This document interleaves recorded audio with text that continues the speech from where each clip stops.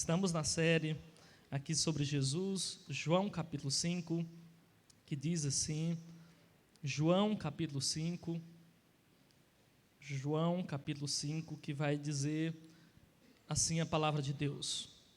Algum tempo depois, Jesus subiu a Jerusalém para uma festa dos judeus.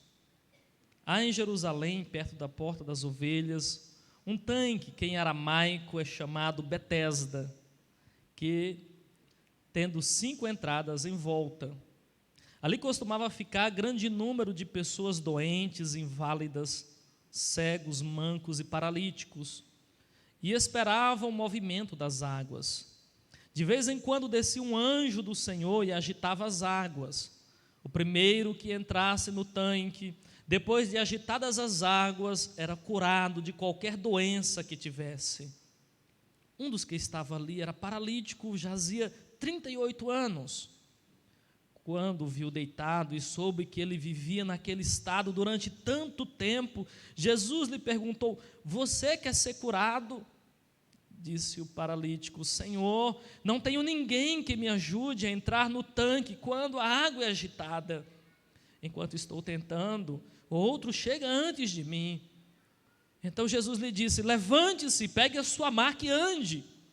E imediatamente o homem foi curado, pegou a maca e começou a andar. E isso aconteceu num sábado. E por essa razão os judeus disseram ao homem que havia sido curado: "Hoje é sábado, não lhe é permitido carregar a maca, rapaz." Mas ele respondeu: "O homem que me curou me disse: pegue a sua maca e ande." Então lhe perguntaram: "Quem é esse homem que lhe mandou pegar a maca e andar?" O homem que fora curado não tinha ideia de quem era ele, pois Jesus havia desaparecido no meio da multidão. Mas Jesus o encontrou no templo e disse: "Olhe, você está curado, não volte a pecar, para que algo pior não lhe aconteça." O homem foi contar aos judeus que fora Jesus quem o tinha curado. Então os judeus passaram a perseguir Jesus, porque ele estava fazendo estas coisas no sábado. Disse-lhe Jesus: "Meu Pai continua trabalhando até hoje, e eu também estou trabalhando." Meus queridos, quando o nosso Senhor Jesus nasceu, este homem já era paralítico há 8 anos. Quando o Senhor Jesus nasceu, quando ele desceu nessa terra, esse homem já tinha mais ou menos 8 anos de idade. Ele estava agora com 38 anos de idade. Jesus começou o seu ministério com aproximadamente 30 anos de idade. E aqui nós vemos que Jesus foi a Jerusalém, ali em Jerusalém, na festa provavelmente da Páscoa. Ele viu como as pessoas sofriam, como muitos devotos iam levar os seus cordeirinhos para ser sacrificado, e como ele via que isso tinha a ver com ele, Então ele entrava e saía nos dias da Páscoa, e ele lembrava sempre que ele é o Cordeiro de Deus que tira o pecado do mundo. Mas ao passar pelo pórtico, ele viu que havia 5 entradas, alguém muito rico, alguém com muito poder aquisitivo, mandou construir essas entradas para que pessoas inválidas tivessem ali uma possibilidade de cura. Pessoas com necessidades especiais, que eram aos montes naquela época, estavam ali a uma necessidade profunda das dores do seu corpo, da sua alma, muitas aflitas. E Jesus então foi até aquele lugar. Imagine o próprio Deus encarnado, o Logos eterno, a esperança de todas as coisas, agora estar num ambiente onde as pessoas estão quebradas no seu corpo, doentes, feridas. E aquilo mudou a história. Aqui Jesus, nessa festa, ele começa a refletir sobre um assunto importante para nós, porque as pessoas que desciam até ali tinham colocado o nome daquele lugar de tanque tanque de Betesda, que significa casa de misericórdia. Tanque de Betesda é o significado aramaico, do aramaico antigo, significado para nós é casa de misericórdia, casa da divina provisão de Deus. Eles criam que de vez em quando um anjo descia ali e agitava as águas, e o primeiro que descesse, essa pessoa seria curada. Então isso atraiu muitas e muitas pessoas. Era uma massa de pessoas sofredoras daquela época. Mas agora era diferente. Esse homem, 38 anos, nós não sabemos se ele nasceu com algum problema congênito, se ele nasceu com algum problema, ou se ele contraiu este problema aqui. Nós sabemos é que ele já tinha 38 anos que sofria. 38 anos, diz o texto, lá no versículo 5. O paralítico jazia 38 anos. 38 anos. Olha,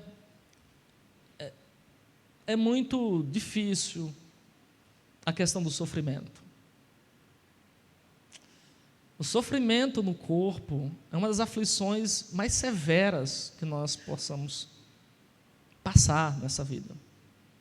As dores, as mutilações. E nas culturas, as pessoas elas são desvalorizadas. Elas não atraem os mesmos olhares das pessoas. Nesta época, os cegos, mancos, aleijados, os leprosos não podiam entrar nem no templo da casa de Deus. Eles eram excluídos de tudo aquilo que era religioso. Em alguns casos, eles viviam até nas fronteiras entre as cidades, principalmente os leprosos. Eles tinham que usar chocalhos, para que quando aproximasse alguém, anunciasse de que ele era uma pessoa leprosa. Já os corpos aleijados eram tidos como uma escória, um peso para a sociedade. E aquele homem foi para aquele lugar. Era o único lugar de possibilidade de cura. E ele estava ali. Agora, meus queridos, precisamos voltar um pouco a nossa mente para refletir sobre isso. Deus criou tudo bom. Deus criou tudo em harmonia. A criação de Deus foi feita de maneira muito bela. Deus não criou as pessoas com dores, coxos, aleijados, inválidos. Deus criou tudo bom. Deus criou tudo para funcionar bem, seja bio, psíquico, social e espiritual. Tudo em perfeita harmonia. Assim foi o desenho de Deus para o ser humano. Mas lá atrás,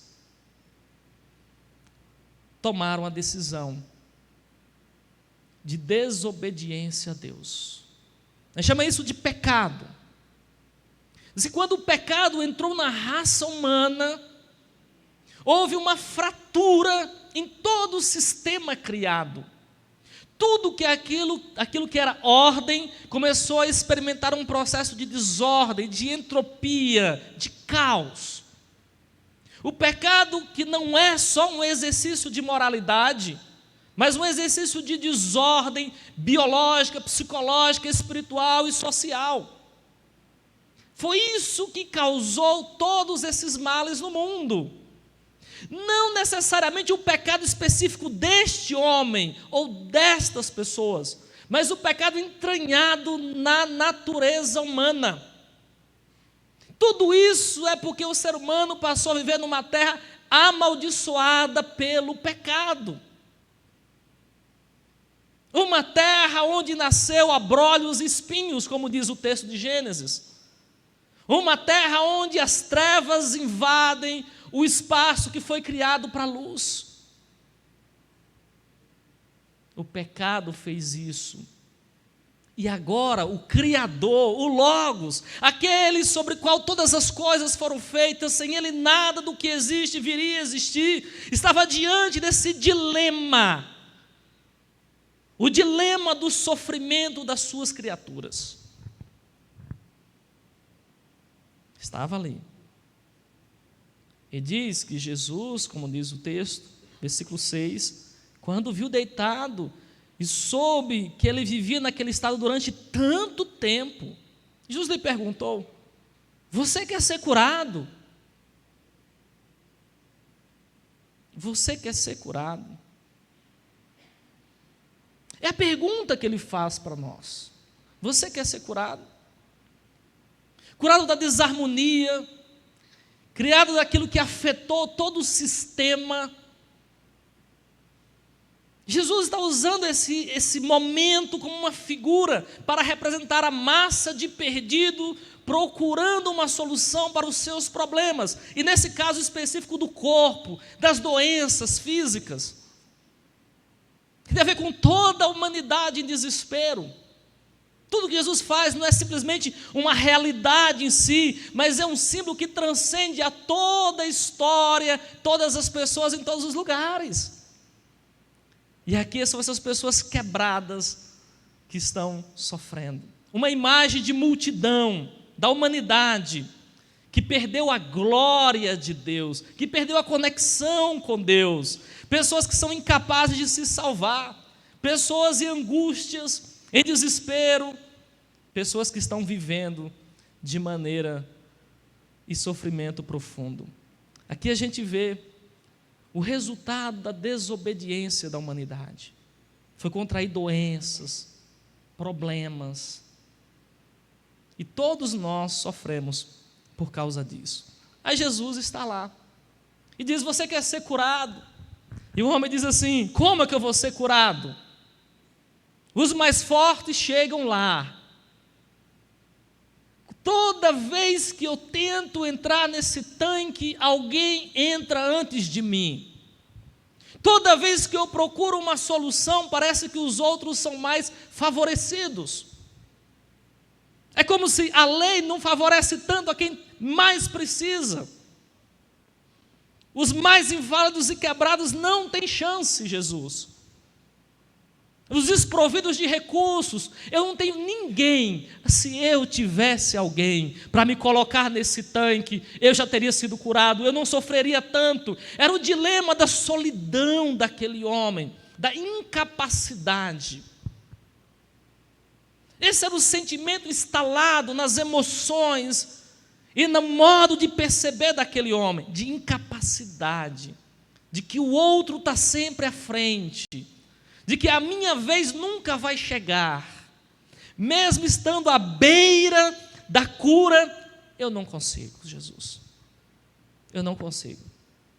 Só que ele não sabia quem era aquele homem que estava conversando com ele.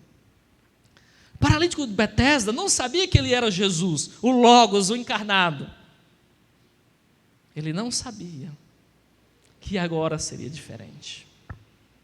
Ele não sabia que Deus estava olhando para ele, que agora ele estava ali ouvindo, se importando com os problemas, se importando com a humanidade em aflição. Em aflição. Meus queridos, Deus está se importando com a gente. Olha, por mais que nós venhamos sofrer, Deus está se importando. Está se importando. E Ele faz a pergunta: você quer ser curado? Você quer ser curado? Você que ainda não é crente, entregou sua vida a Jesus, você quer ser curado dos efeitos terríveis do pecado que acelera e destrói a sua alma? Ou talvez você que já entregou sua vida a Jesus, mas vive uma vida ainda cheia de problemas internos, você quer ser curado? Você quer ser curada? Todos nós, alguns precisam entrar no processo de cura, que é entregar sua vida a Ele, que é mais do que um tanque físico de misericórdia, é o Deus de misericórdia. Ele é a grande misericórdia encarnada, tanto para aqueles que não entregaram a vida a Jesus, como aqueles que entregaram, mas antes experimenta aí dos efeitos nocivos do pecado, mesmo estando na graça, não vive a alegria da graça, da bondade, porque o pecado está drenando a sua alma, você está paralisado, você não consegue andar, você não consegue ver com os olhos espirituais. E Jesus pergunta: você quer ser curado? Você quer ser curado? Essa é a pergunta do Senhor. Você pode dizer: eu não tenho ninguém que me ajude. Eu não tenho ninguém, se eu tivesse alguém que me ajudasse. Eu penso que nós somos privilegiados. Fala para o seu irmão, nós somos privilegiados. Fala aí.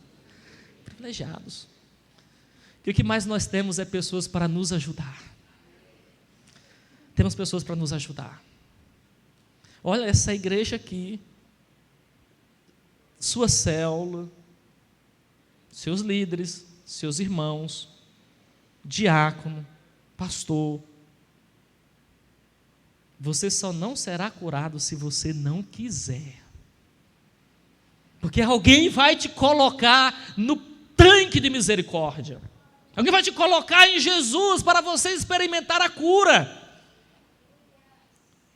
Mesmo que você fale assim: eu não tenho ninguém, você tem alguém que pode te colocar ali para você andar. Então Jesus disse para aquele homem, Jesus disse no versículo 8, Jesus lhe disse: levante-se, pegue a maca e ande. Irmão, Jesus não pegou o homem e disse assim: rapaz, eu vou pegar você, vou colocar dentro do tanque e vou para que você seja curado. Não!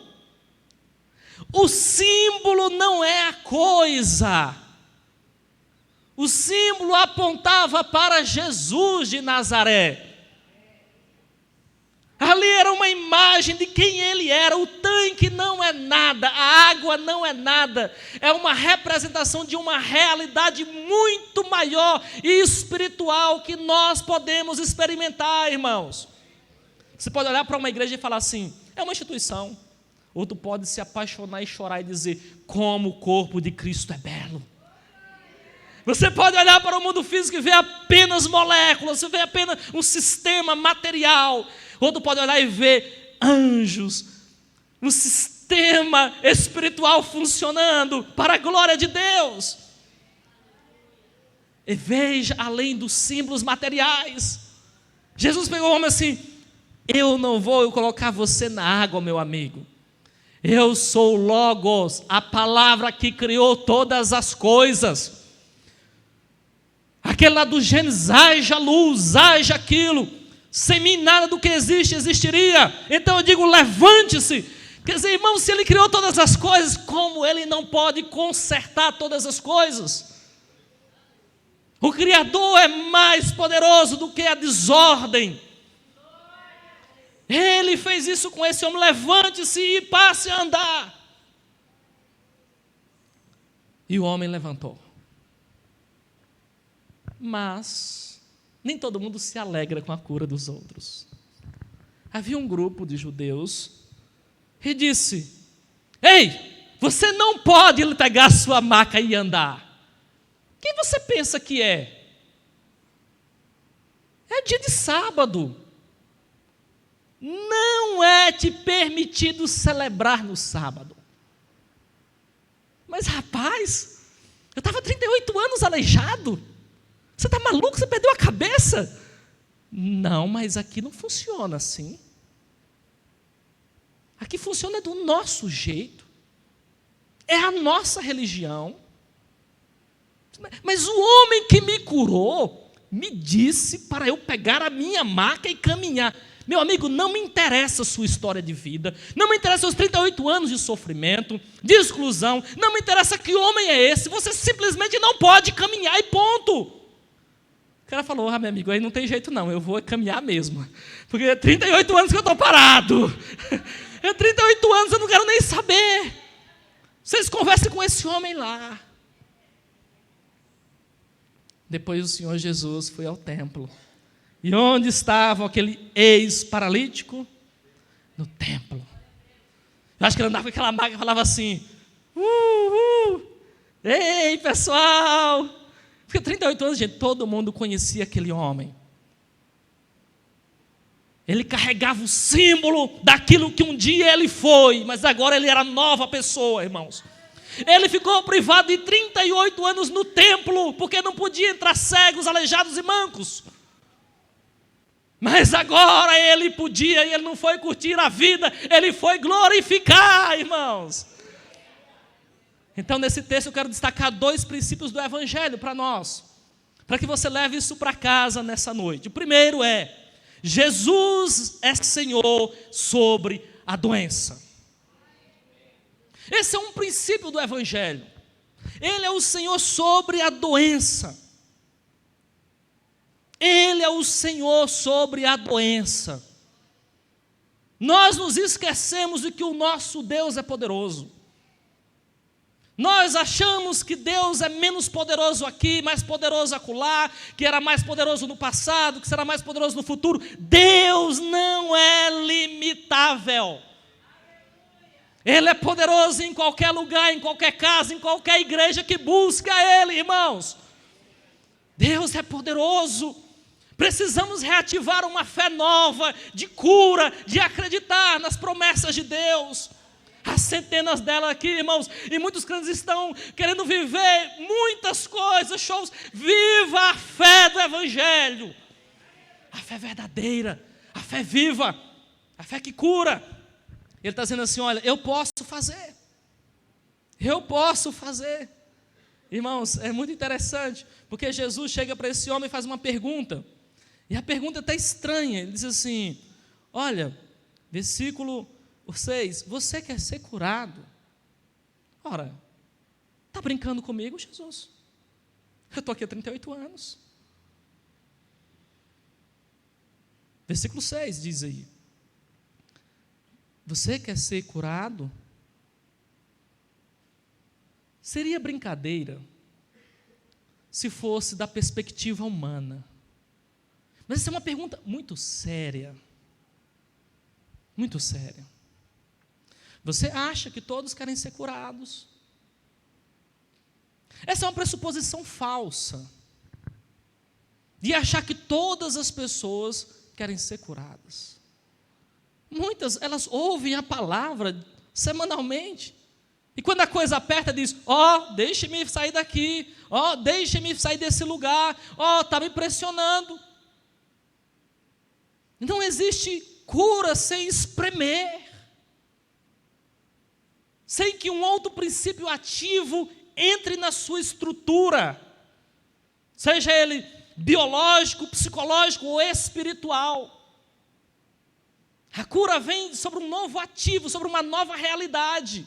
E essa nova realidade física, material, espiritual, emocional, precisa entrar na sua estrutura e confrontar a desordem. E nem todo mundo está disponível para isso. Nem todo mundo. Aqui Jesus fala: você quer ser curado? Meus queridos, no Oriente Médio existia uma coisa interessante. Muitas pessoas, elas aproveitavam e viviam a vida pedindo ajudas. E muitas pessoas acostumaram a viver dependentes. Muitas pessoas foram acostumando. Lá no Oriente Médio, naquela região, muitos inválidos não preferiam a cura. Eles preferiam continuar naquela situação, porque alguém bancava o sustento. Não se vive 38 anos sem alguém sustentar. Então, enquanto aquele aleijado sofria ali na beira do tanque, muitas pessoas ao redor de Jerusalém estavam trabalhando, ralando, debaixo de sol escaldante, trabalhando muito. Enquanto uns estavam na miséria e tristeza, outros estavam debaixo do sol escaldante, produzindo muito. Então ele sabia que se ele fosse curado, sua vida teria que assumir novas responsabilidades. Ser curado envolve novas responsabilidades que nem todos querem assumir. E às vezes é preferível a doença do que a cura. Porque na doença já é um costume. Se vier a cura, virá novos desafios, novos trabalhos.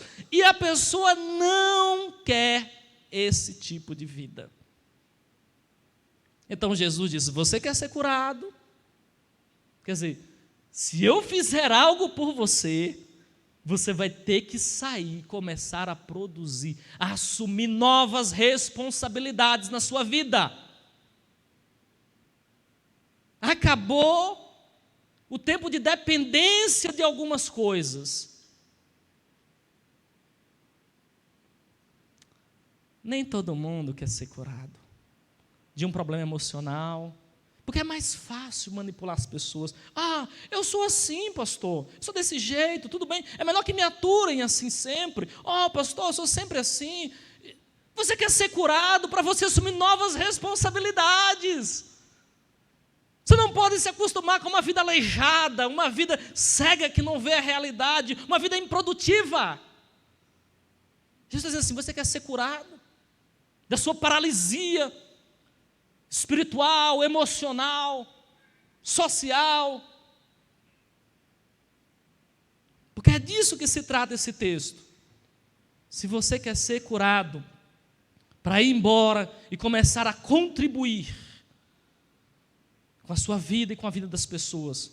Então a pergunta que eu faço para você é essa: você quer ser curado, meu irmão, minha irmã? Você que nos visita? Porque talvez você está aqui, você não entregou nem sua vida a Jesus, o pecado tem um viveiro no seu coração, você ainda não nasceu de novo, então você experimenta todo tipo de desordem. Você precisa da cura, você precisa nascer de novo, precisa entregar a sua vida a Jesus. Porque quando você tiver o controle da sua vida, você continua debaixo da maldição do pecado. Você continua lá do lado do tanque, ou na igreja de Deus, sem experimentar o Deus da igreja. Mas se você entregou sua vida a Jesus, cura muitas vezes é um processo. O processo vai gerando transformação. Transformação vai gerando mudança. E você precisa começar esse processo hoje. Precisa começar esse processo hoje. Aqui Jesus pega aquele homem mais fraco, aquele que não podia, e faz essa cura grandiosa na vida desse homem. Porque Jesus tem poder sobre a doença. Tem poder sobre a doença. Depois que ele experimentou a graça, irmãos, ele saiu em gratidão. Saiu ali pulando e saltitando. Saiu daquele tanque. Ele nem foi colocado na água, saiu saltitando. Versículo 14 diz: ele entrou no templo, estava lá no templo. E ele foi assumir sua nova vida, sua nova responsabilidade. Jesus diz no versículo 14 algo incrível. Diz: olhe, você está curado, mas não volte a pecar, para que o pior não lhe aconteça. Jesus parece que não estava tão confiante de que aquele homem assumiria a nova identidade espiritual. O pecado paralisa a pessoa.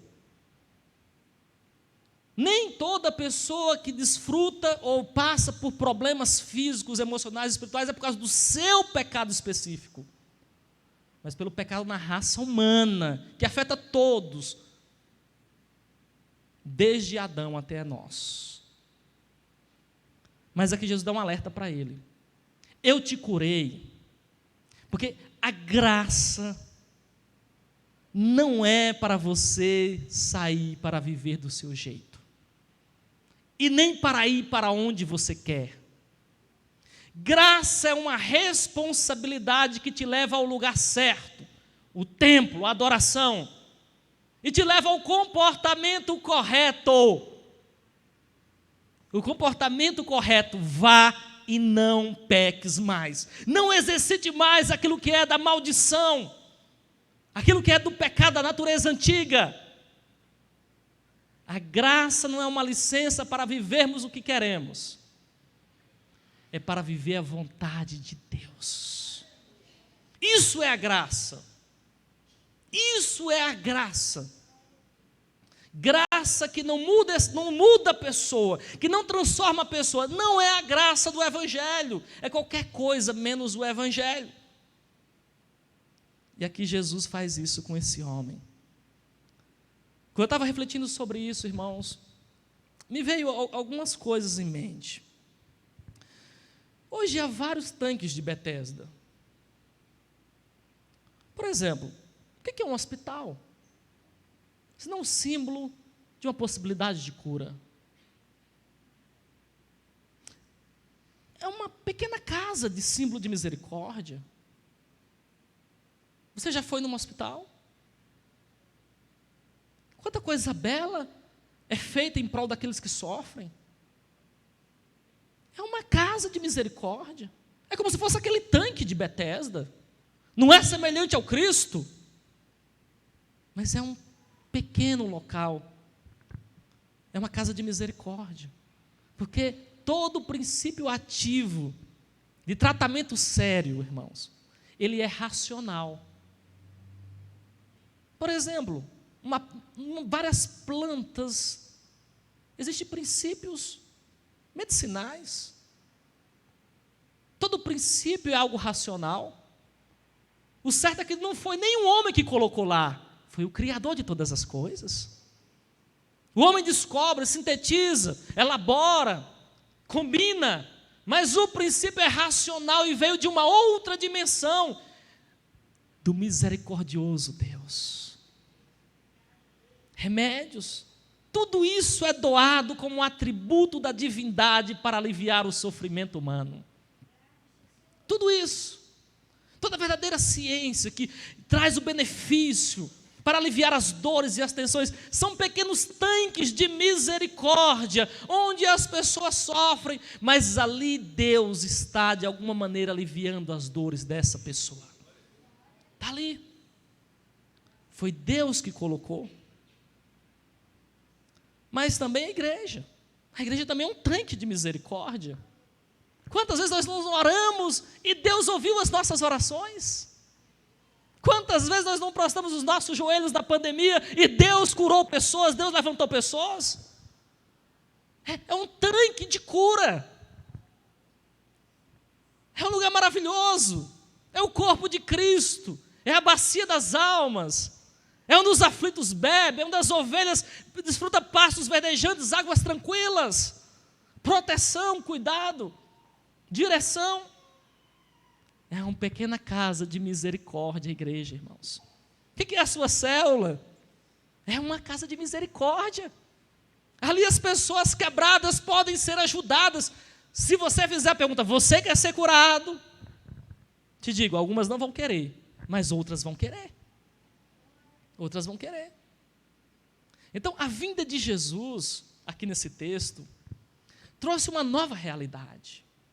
Uma realidade de um novo reino. Uma porta de volta. Quero que você grave o que Jesus está trazendo para a gente aqui. Uma porta de volta para o jardim perdido. Lá no jardim nós perdemos toda a harmonia quando pecamos. E aqui ele está abrindo uma nova porta de harmonia perdida.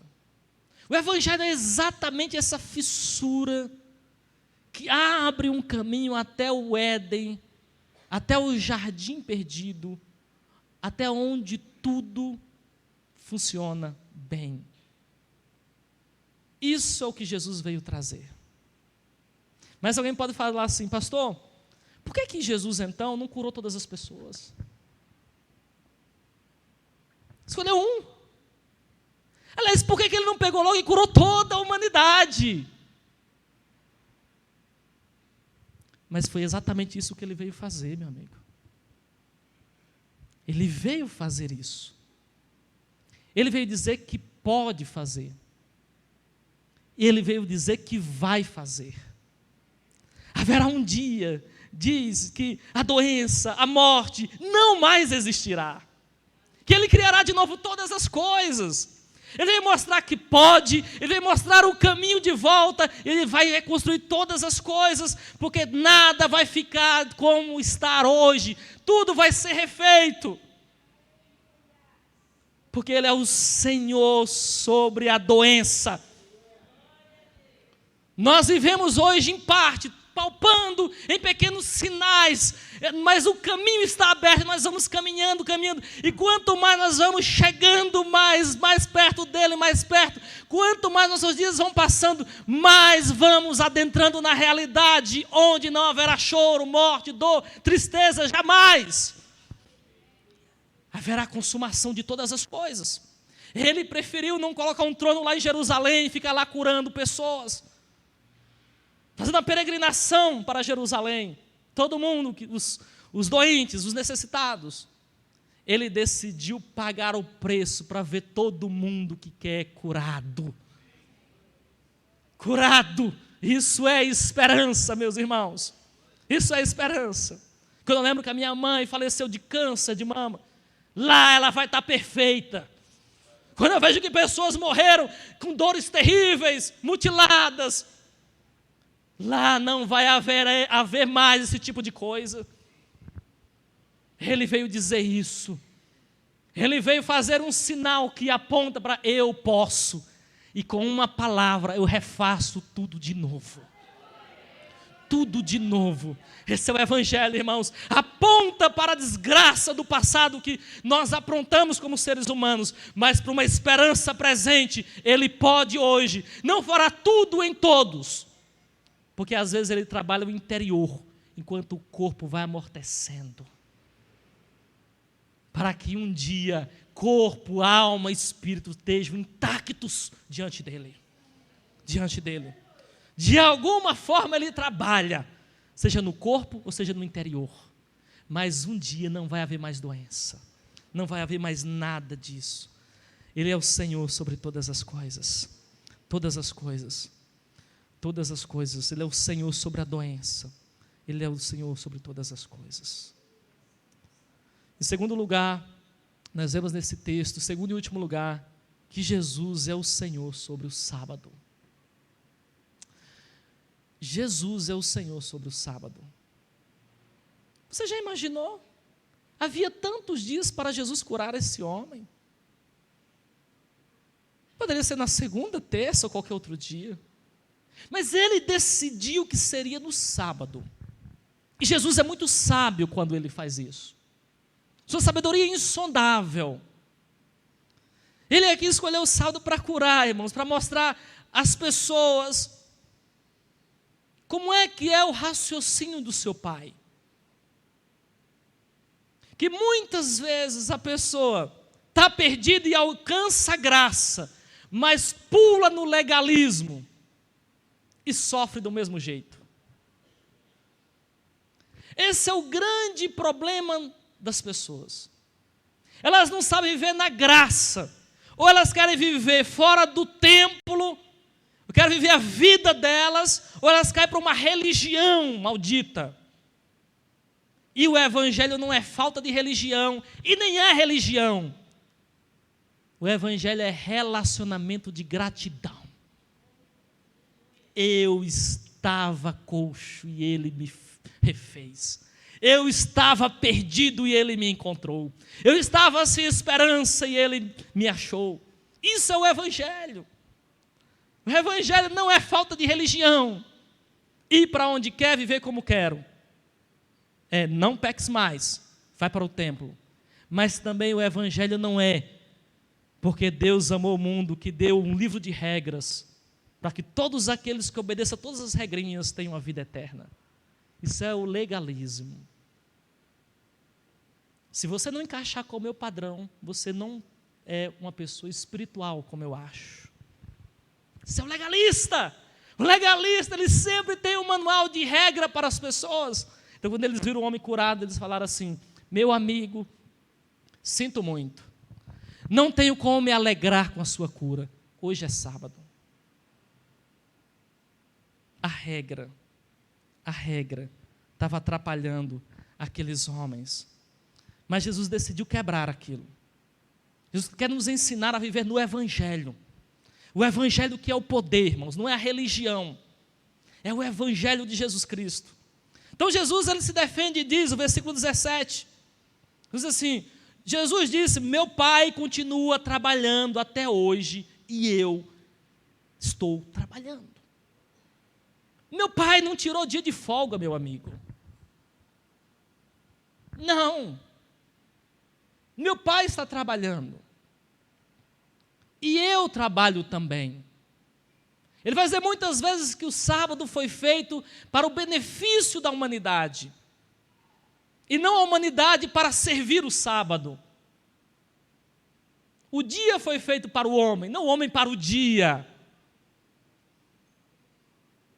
E aqui Jesus diz para eles: olha, meu Pai continua trabalhando. Então, atos de misericórdia é permitido no dia de sábado. Deus está dizendo, meu Pai está trabalhando, não tirou dia de folga. A lógica de Jesus, irmãos, é trabalhar essa questão do sábado, do legalismo. Porque para eles tinha vários tipos de legalismo. Eles chegavam a discutir se um homem, na cultura judaica, se um homem que tiver uma perna, naquela época eles usavam perna de pau, de madeira, porque não tinha a tecnologia que tem hoje. Pessoa que tinha uma necessidade especial, ele tinha uma perna construída de madeira. Então, se a casa pegasse fogo, o homem não poderia pegar aquele objeto de madeira e sair com aquilo no dia de sábado, porque era trabalho. Tinha um legalismo tão profundo que se alguém carregasse uma maçã, era trabalho. Então, partia a maçã no meio, para carregar só metade.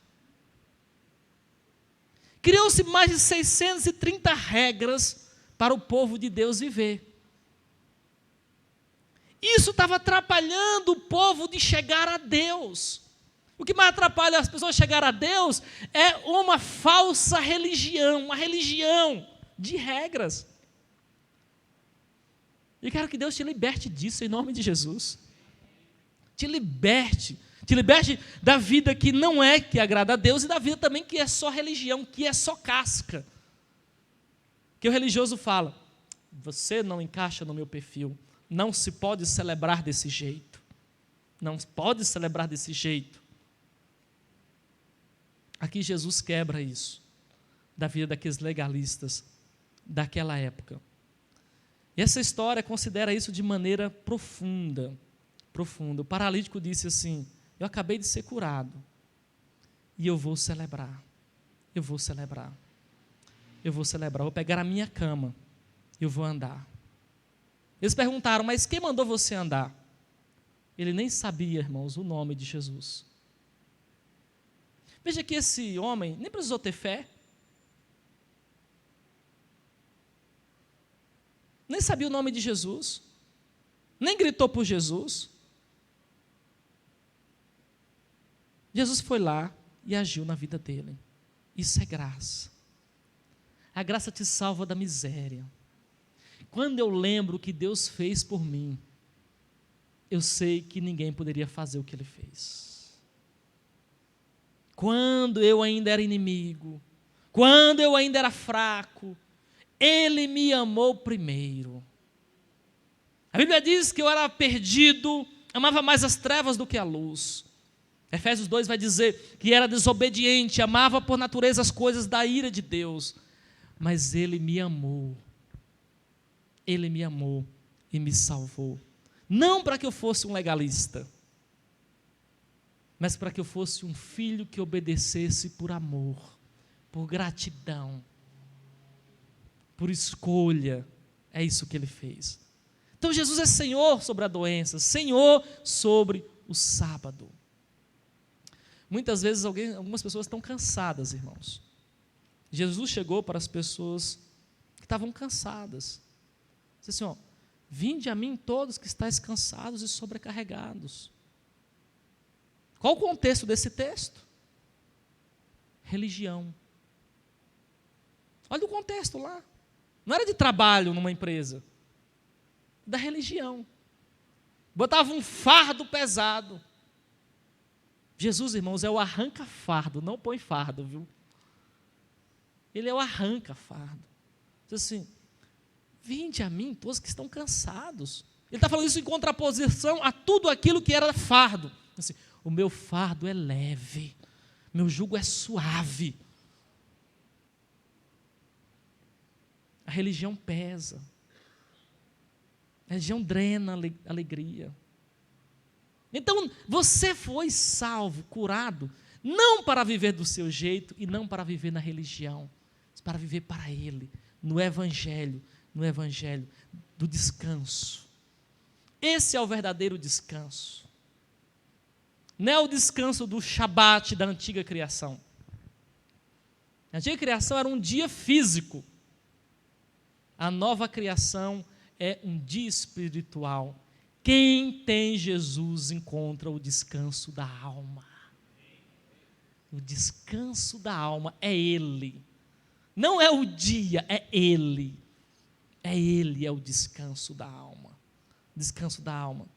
Então o sábado antigo era uma figura do descanso que Ele traria. É como se você fosse casar, se estivesse namorando, pegasse a foto da sua namorada e falasse, oh, como ela é bela, e tudo. Você pegava assim, ficava apaixonado, tirava aquelas fotos lindas de perfil, aí ficava a foto lá na sua casa, olhando, não, como ela é linda, vou casar com essa mulher, que maravilha. Mas quando você casa, você não fica com a foto, oh, casei, tudo bem, fica quieta aí, mulher, oh, sua foto é muito linda e tal. Você não precisa mais da foto, fica admirando a foto, você tem agora a realidade, é ela está aqui. A foto perde todo aquele sentido denso que tinha, porque a realidade da pessoa amada está presente.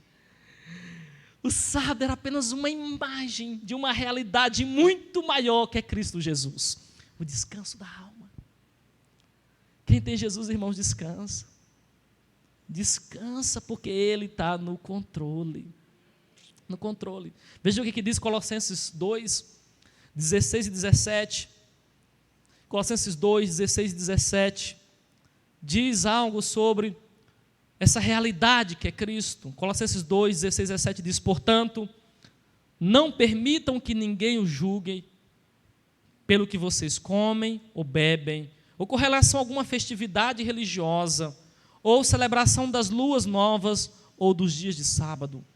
Estas coisas são sombras do que havia de vir. A realidade, porém, se encontra em Cristo. Vamos repetir esse final? A realidade, porém, se encontra em Cristo. Todas as festas religiosas, celebrações, sábado, diz o versículo 16, tudo isso eram sombras. Sombras. Versículo 17, a realidade dessas coisas. Cristo. Cristo. Cristo é a realidade, irmãos. Todo símbolo aponta para Ele, toda a realidade converge nele. Cristo, lá em Hebreus 4, versículo 9 e 10.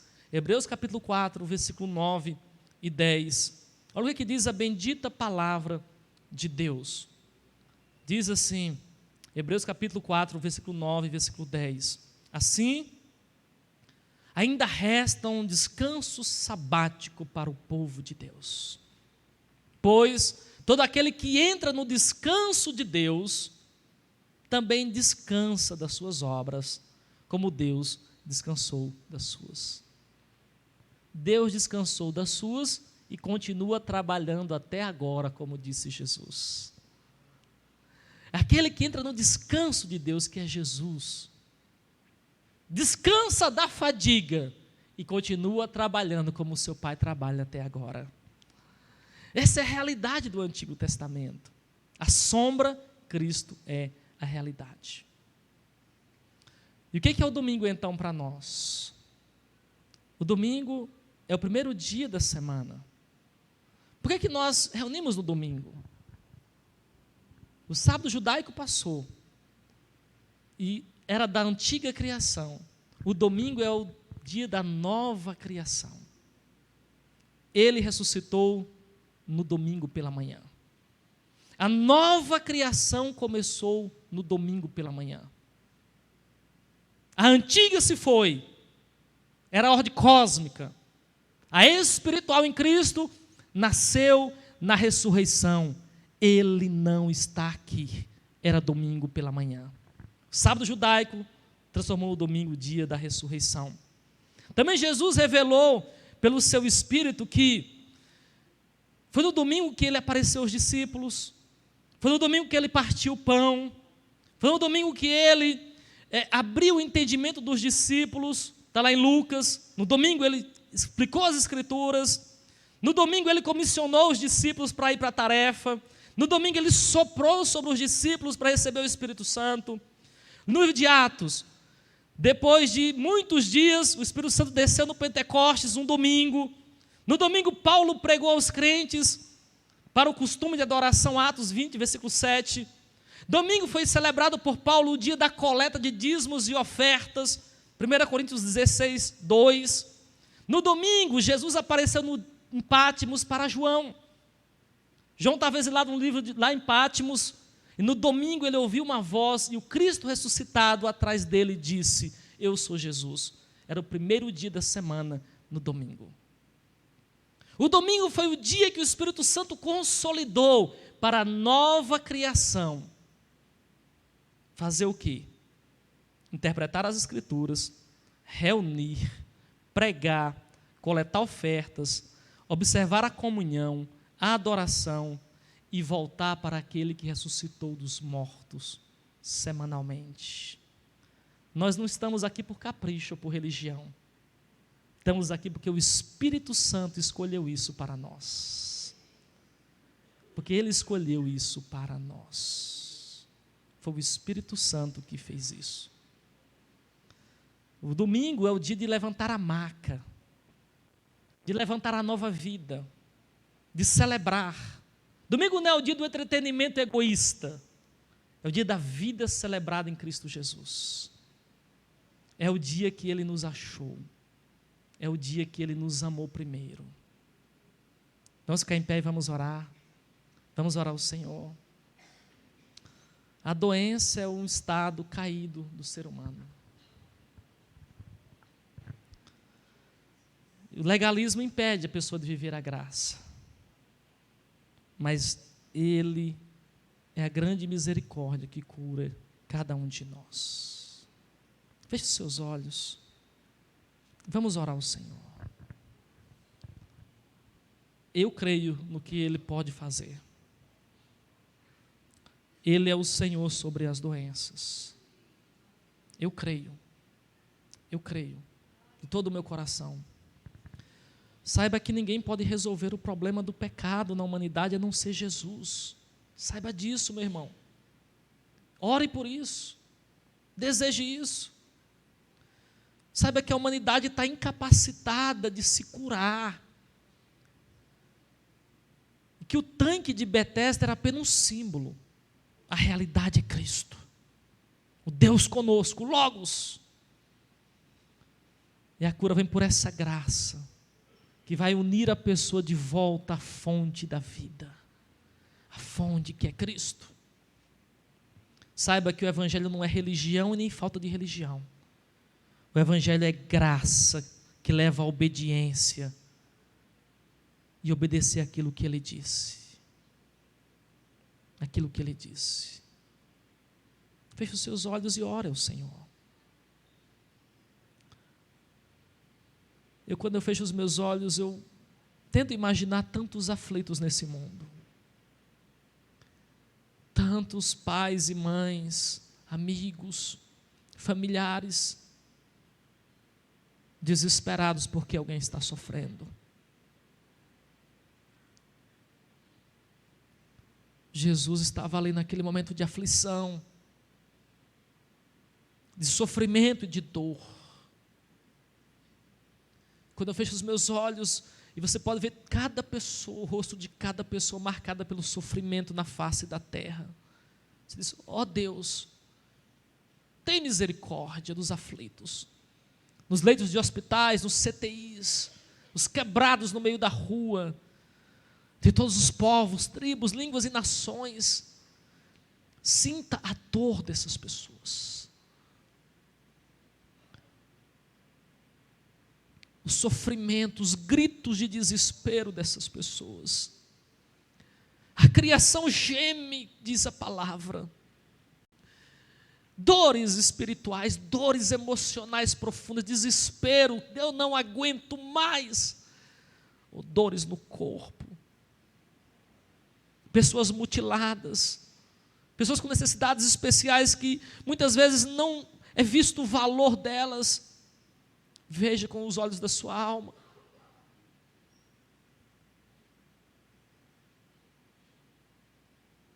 Mas eu quero que você transcenda isso, que a sua alma sobrevoe a tudo isso e veja a cidade celestial, onde aquele que era coxo agora está saltitando, onde aquele que morreu sem órgãos agora está inteiro, onde o cego vê, onde os aflitos foram consolados, onde a morte já não entra mais, onde a dor e o desespero não tem espaço, onde cada rosto dos sofrimentos ficaram para trás. Eu te digo, essa realidade existe. O céu é real. E Ele veio mostrar que Ele pode. Ele pode. Ele determinou um dia que vai consertar todas as coisas. Todas as coisas. Todas as coisas. Quando eu fecho os meus olhos, irmãos, eu vejo, como diz a palavra, os anjos cantando. Quando pecadores se levantam e dão glórias ao Senhor. O Senhor sofreu tanto. Daquele dia em diante, os judeus passaram a querer matar Jesus por curar aquele homem. E o que Jesus ganhou com tanto sofrimento que passou? Com tanto desprezo que sofreu? Nós, pobres pecadores, salvos pela sua graça.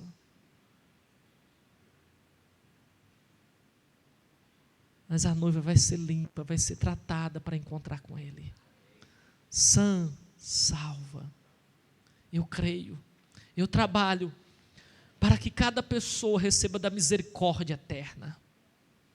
Eu quero que os tanques de misericórdia funcionem, mas eu quero que a misericórdia total e eterna se instale na alma de cada pessoa. Eu creio, eu quero, é por isso que a gente lidera a célula, é por isso que a gente trabalha, é porque a multidão sofre e a solução é Jesus Cristo. As outras coisas atenuam e são boas, mas Jesus é a realidade. É a realidade. Ele fez o que ninguém podia fazer. Eu quero que projete aqui Apocalipse capítulo 22, versículo 1 e 2. É um dos textos mais belos que eu vejo a Bíblia finalizando. O último capítulo da Bíblia. Apocalipse 22, versículo 1 e 2. No finalzinho, olha que texto maravilhoso. Já o último capítulo da Bíblia. Então o anjo me mostrou o rio da água da vida, claro como um cristal, que fluía do trono de Deus e do Cordeiro que tira o pecado do mundo. No meio da sua praça principal da cidade. De cada lado do rio estava a árvore da vida, que dá 12 colheitas, dando frutos todos os meses. As folhas da árvore servem para a cura das nações. Aquilo que você foi privado no jardim de comer, a árvore da vida, por ter pecado, um dia você comerá para todo sempre. A cura total, a vida total, para todo sempre. Para todo sempre. Esse lugar existe. É real. Se o céu rasgasse, irmãos, a gente pudesse ver a dimensão espiritual com os olhos físicos, ali eu veria amigos que conviveram comigo. Pessoas que eu amei, que sofreram, mas não negaram a fé, e que hoje experimenta da árvore da vida. Da vida. Jesus veio dizer: eu não vou fazer um trono em Jerusalém para fazer uma peregrinação até lá. Eu vou abrir o caminho de volta para a árvore da vida para você viver para sempre. Não é por causa da sua religião. E não é para você viver o que você quer. É porque agora você é dele. Para a glória dele que você foi criado. Você pode aplaudir o Senhor em nome de Jesus? Vamos orar ao Senhor. Vamos orar ao Senhor. Ore ao Senhor. Você quer ser curado? Eu não te prometo que posso fazer nada, mas Jesus pode. Jesus pode. Pode curar o seu corpo, pode, a sua alma, pode. Ou pode simplesmente trabalhar no seu interior enquanto o seu corpo desfalece. Pode. Pode. E Ele quer. Você quer ser curado? Talvez você se acostumou com o sofrimento. Ou talvez o sofrimento está sendo um peso para você. Se você deixar Jesus carregar, vai ficar leve. Eu quero te convidar a orar comigo. A orar, se você quiser vir, você pode vir aqui à frente. Se você quiser ficar no seu lugar, você pode ficar. Fique à vontade. Fique à vontade. A casa do Senhor. Nós vamos orar. Vamos orar. Ore ao Senhor. Ore ao Senhor. Exalte a Ele. Ele fez muitas coisas por você, meu irmão, minha irmã. Muitas coisas. Pai, muito obrigado. Obrigado. Porque há uma solução total para os nossos problemas. Obrigado, Senhor. Obrigado. O Senhor fez por nós o que ninguém podia fazer. Obrigado. Obrigado porque o Senhor cura nesse tempo as pessoas. Quantas vezes nós já oramos aqui, o Senhor curou tantas pessoas. Muitas pessoas o Senhor tem curado fisicamente, emocionalmente, espiritualmente. Obrigado pela tua presença em nosso meio. Obrigado, Jesus. Aquele tanque foi diferente naquele dia porque o Senhor estava ali. Essa igreja é diferente porque o Senhor está em nosso meio. Obrigado pela sua gloriosa presença em nosso meio. Obrigado, Jesus. Obrigado porque nós estamos aqui por tua causa.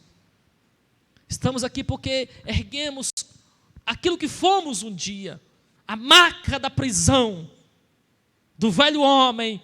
Nós levantamos e dizemos: eu não sou mais como eu era antes, mas eu ainda não sou como eu deveria ser, por isso eu prossigo para o alvo. Ore ao Senhor. Ore ao Senhor. Se você está aqui com desespero na sua alma, desejoso de uma oração, vem aqui à frente, nós vamos orar. Se você está aqui e não entregou a sua vida a Jesus, você tem que fazer isso para você ser salvo, para você experimentar. Então você que deseja qualquer tipo de oração nesse sentido, saia do seu lugar e venha até a frente. Nós vamos orar por você. Quero finalizar orando pela sua vida, em nome de Jesus. Em nome de Jesus. Você precisa? Então venha. Venha que nós vamos orar. Em nome de Jesus, amém. Pode chegar, nós vamos orar. Vai vir irmãos aqui para orar com você. Tem mais pessoas, pode chegar aqui à frente, nós vamos orar pela sua vida. Aqui é o lugar de misericórdia. Aqui não é simplesmente um lugar religioso. Aqui é o lugar do Senhor, da casa do Senhor, onde o Senhor agita o coração, onde o Senhor toca a alma, onde o Senhor vai lá na ferida. Aquele homem disse: eu não tenho ninguém que me ponha nesse tanque, Jesus. Aqui tem alguém que vai te colocar no lugar de cura, de transformação. Há mais alguém aqui que está aflito, aflita e precisa de cura. Em nome de Jesus, saia do seu lugar. Você precisa tomar um passo, dar um passo. Aquele homem disse: com a palavra dele a minha perna voltou ao local. Quando você ouve a voz de Deus, você faz um movimento, e isso é fé. Fé é um movimento em direção ao impossível. Você precisa de oração, então venha. Senão nós vamos orar. Ore por essas irmãs que estão aqui na frente. Em nome de Jesus. Em nome do Senhor Jesus. Em nome de Jesus. Há mais irmãos aqui, pode chegar aqui alguém para orar?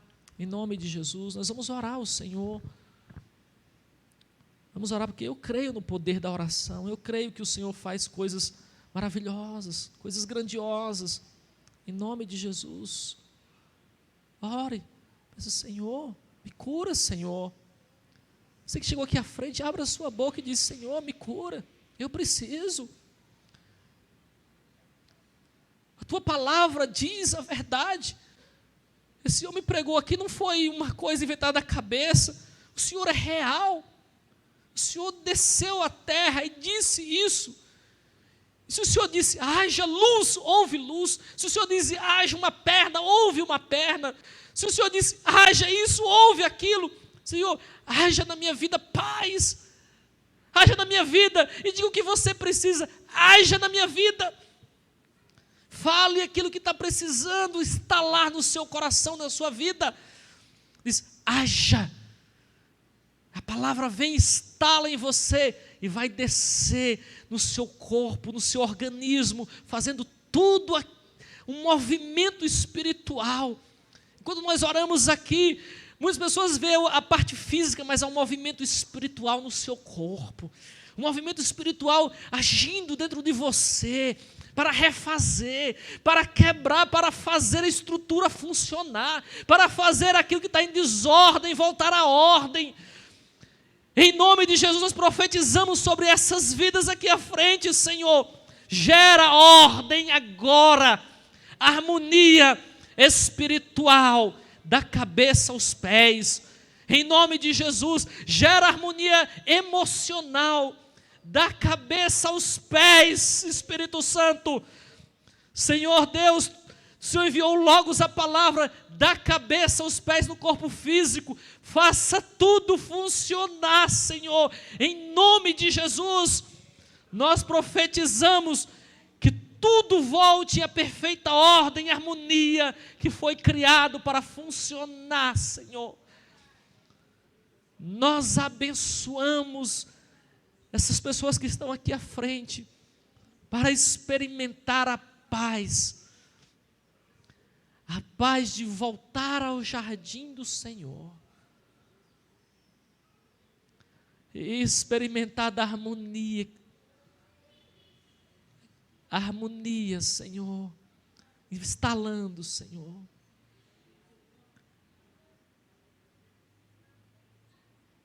A harmonia, Senhor, na alma, no corpo, tudo aquilo que estava quebrado, Senhor, seja consertado. Pai, nós estamos aqui porque nós cremos no Senhor. E nós já agradecemos, eu já agradeço, Senhor. Eu já agradeço, Senhor, porque eu sei que o movimento espiritual está acontecendo no interior dessas pessoas aqui à frente. O movimento, Senhor, da cabeça aos pés, do Teu Espírito, do Teu Logos, da palavra da vida, da cabeça aos pés delas, Pai. Eu te agradeço porque o Senhor fez milagre aqui nessa noite. Eu te agradeço pela divina mão de misericórdia do Senhor. Eu te agradeço. Eu rogo que essa igreja seja o lugar da bondade do Senhor. Aqui seja a realidade espiritual nesse lugar. Uma realidade viva e poderosa. Dá sonhos e visões. Dá, Senhor, dá. Da posteridade. Da vida longa. Em nome de Jesus. Em nome de Jesus. Cada uma que chegou aqui à frente, Senhor, com os desejos colocando nas tuas mãos. Em nome de Jesus. Libera do alto, Senhor. Eu peço a vocês que chegaram aqui à frente, estendam as mãos de vocês para a frente. Libera do alto, Senhor. Libera do alto. Por meio do teu poder e da tua graça, da tua misericórdia, o anseio mais profundo da alma dessas pessoas, que o Senhor ponha nas mãos delas a bênção que eles vieram buscar aqui à frente nessa noite. Em nome de Jesus. Põe a mão de vocês no coração de vocês e receba em nome de Jesus. Em nome de Jesus. Enquanto vocês estão aqui à frente, alguém orando, eu quero orar por cada um que chegou aqui nessa noite. Pai, abençoe cada irmão e cada irmã, cada visitante. Aqui é a tua casa, aqui é o teu povo, aqui é a tua realidade espiritual, aqui o Senhor tem todo o controle e domínio.